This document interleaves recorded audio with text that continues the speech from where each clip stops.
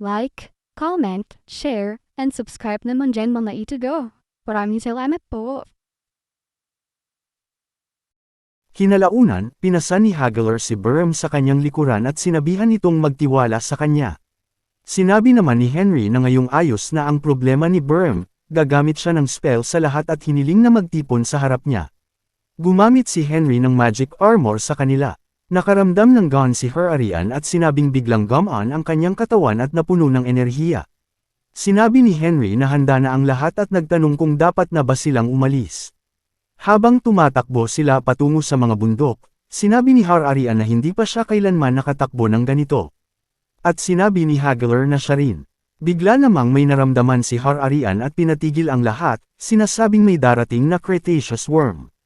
Ipinaliwanag niya na ang mga mata nito ay bulag na at nangangaso gamit ang mga vibration mula sa biktima nito, kaya pinakamabuting huwag gumalaw.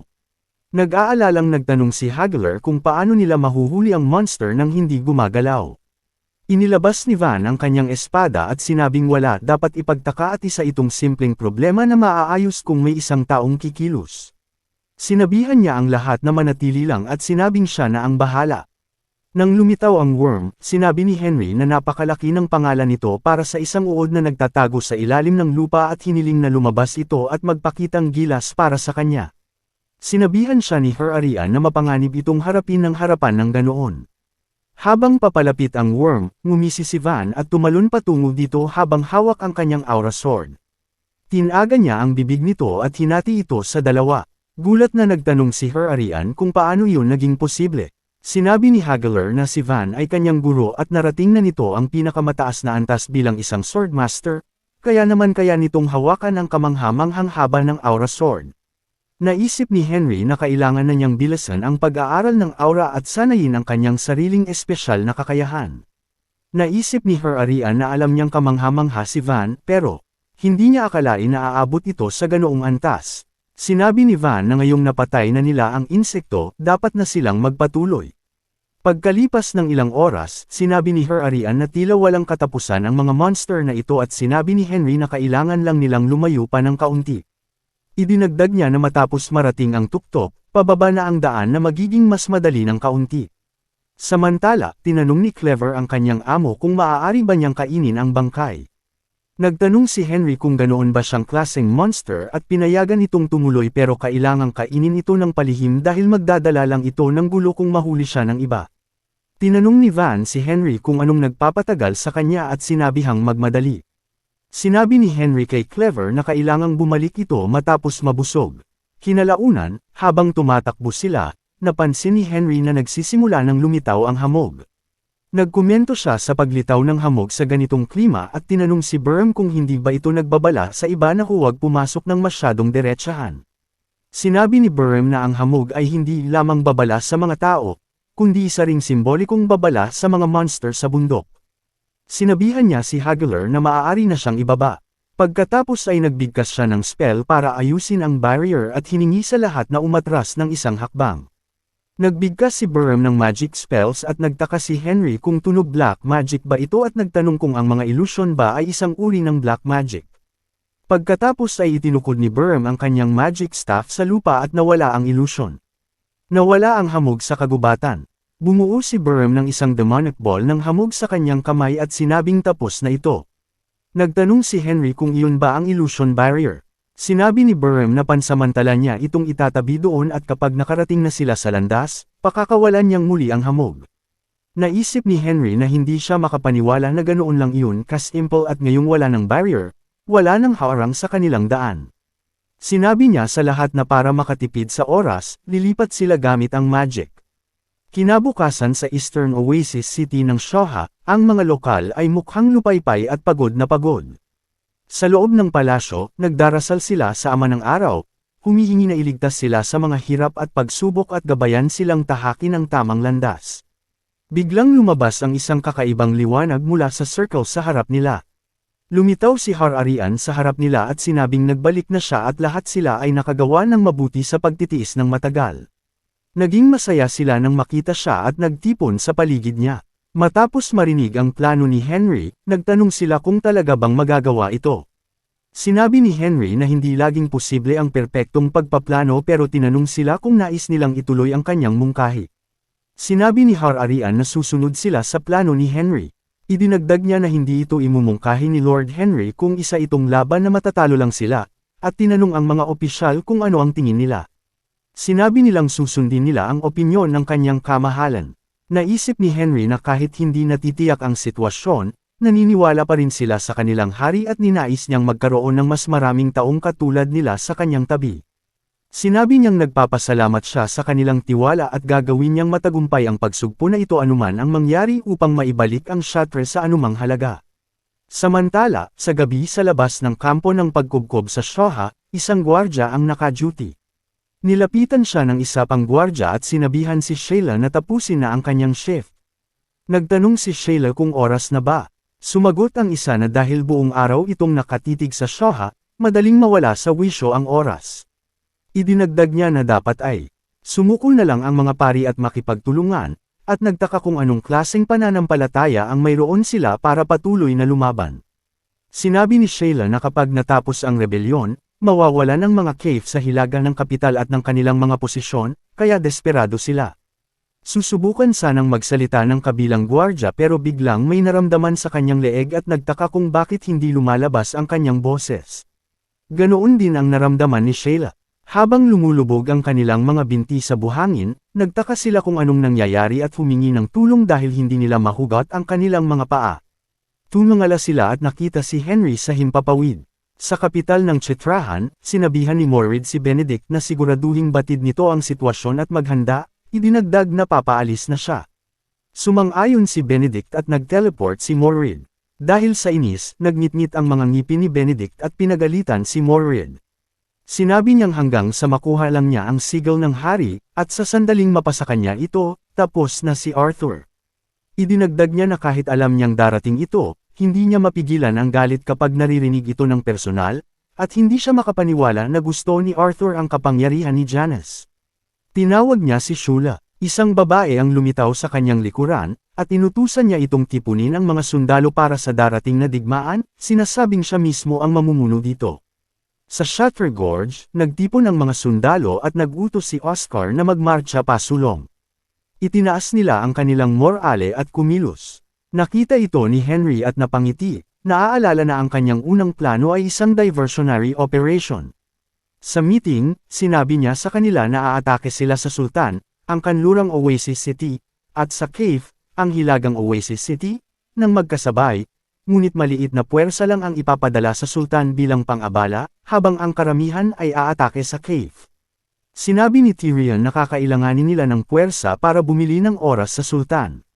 Napansin ni Henry na iniiwasan nila ang papel na maging pain dahil gusto nilang magkaroon ng kontribusyon maliban dito. Ngumisi si Aizen at idineklara na siya ang pupunta sa Sultan. Natuwa sina Oscar at Tyrion at sinabing pasasalamatan nila kung gagawin niya iyon. Inisip ni Oscar na magiging madali lang ang tagumpay sa Cave. Naalala ni Henry ang lahat ng ito at naisip na mga hanggal sila. Nilapitan ni Aizen si Henry at tinanong kung ayon ba sa plano ang lahat. Sumagot si Henry na dahil sa pagkabukas palad ni Aizen na maging Kane, natapos ang meeting ng walang gaanong gulo. Sinabi ni Aizen na ayos lang iyon at gagawin niya ang kailangan ayon sa senyales ni Henry. Sa gitna ng Chartres Desert sa Tower of Ra, tinipon ni Benedict ang kanyang puwersa at ginamit ang Eye of Ra kung saan nalaman niyang naroon ang kaaway. Naalala niya na ang kapangyarihang ito ay magagamit lamang ng may hawak ng Sword of Ra at nagpapahintulot na manmanan ang lahat ng nakatapak sa buhangin. Naisip niya na habang nasa Tower of Ra siya, walang makakatakas sa mata ni Ra. Nakita niyang may mga 10,000 tropa ang naroon.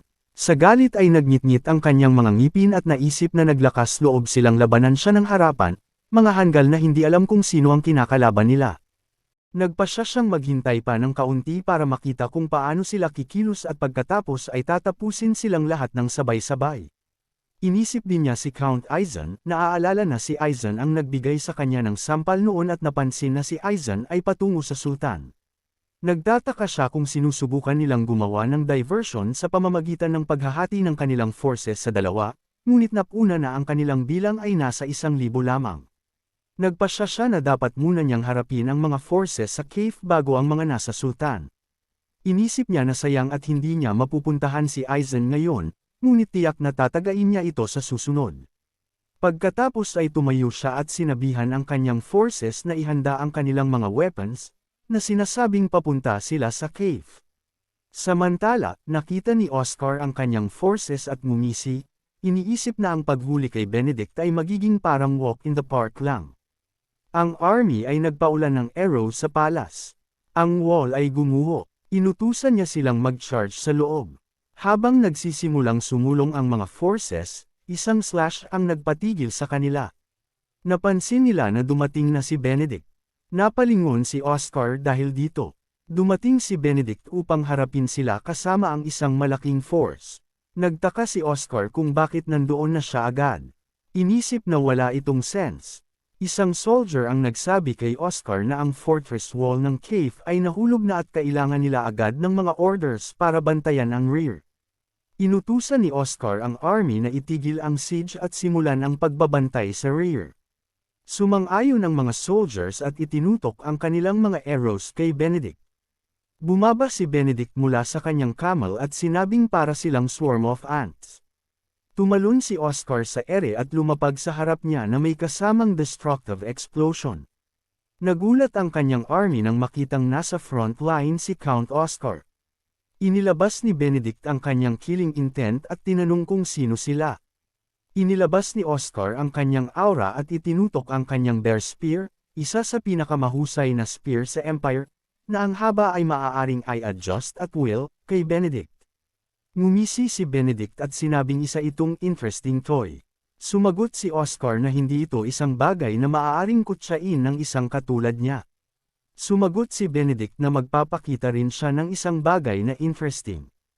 Inilabas niya ang kanyang aura at ang lupa ay nagsimulang mag-crack. Napaatras si Oscar, na pagtanto na ito ay ang power of Ra.